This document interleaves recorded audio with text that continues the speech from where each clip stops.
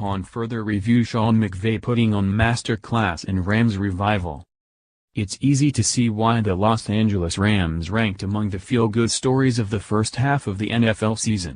First-year coach Sean McVay took a downtrodden franchise and a perceived bust of a number 1 overall pick and quarterback Jared Goff and infused them with life, pushing the team to one of the NFC's best records.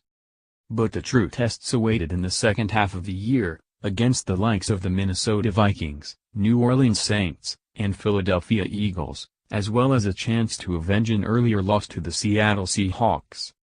The young Rams appeared to be overwhelmed in a loss to the Vikings in Week 11.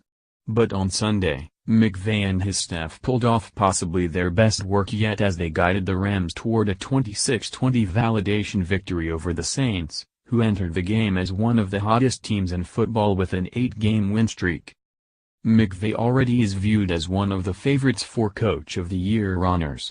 Sunday's victory, which gave the 8-3 Rams their highest win total since 2006, will only strengthen his case. But how exactly did this 31-year-old, the youngest coach in the NFL's modern era, execute the turnaround so quickly?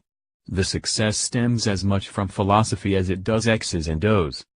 More, 40 things we learned in Week 12 of the 2017 NFL season.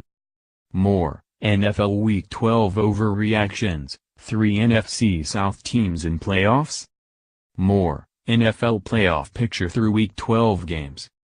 The grandson of John McVay, one of the architects of the great San Francisco 49ers teams of the 80s and 90s, Sean McVay has grown up in football.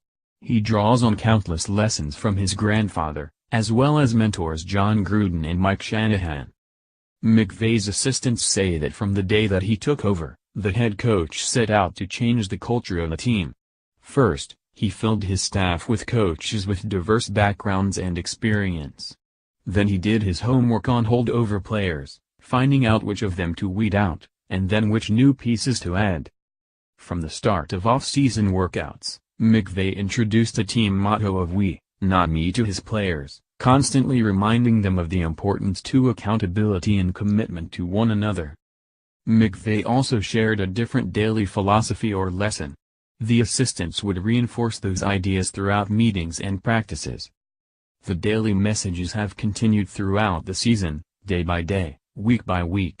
The players feed off of McVay's energy and have bought into his system. In the week after the loss to the Vikings, McVay told his players, "Don't blink, our goal is in our hands." He talked about adversity and the importance of responding to it properly. Sure enough, the Rams didn't blink. Instead, they rebounded in a big way. A game at Arizona awaits before perhaps the season's biggest challenge, a home game against the 10-1 Eagles. Another test follows in the road game against the Seahawks. But within reach is the opportunity to claim the division, which ranks among that list of goals McVay speaks of.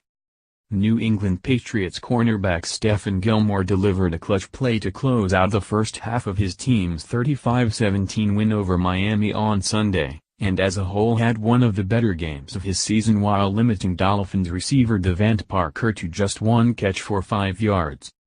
With the Dolphins threatening to score a touchdown that would have cut the Patriots' lead to 21-17 at halftime, Gilmore jumped a route to pick off a Matt Moore pass in the end zone with 16 seconds left in the quarter. Gilmore didn't just get lucky on the play, and Moore hadn't simply made a bad throw right to him. "I beat him to the spot.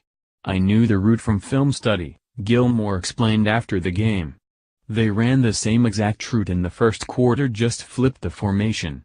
They didn't throw it the first time, but I just played it the second time." Based on where Parker lined up, Gilmore knew the receiver could run only one route, so he played off until Moore had committed. Then Gilmore swooped in for the pick. "That's the only route he runs in that. It's the position he was at," Gilmore explained. "I don't have eyes on the quarterback. I look at the receiver and try to beat him to the spot. I turned my hips and tried to get there. It's kind of baiting him a little bit. I don't think it's really baiting, though, because he wasn't beating me."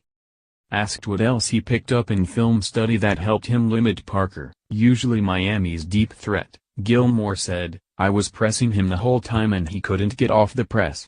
I saw it a couple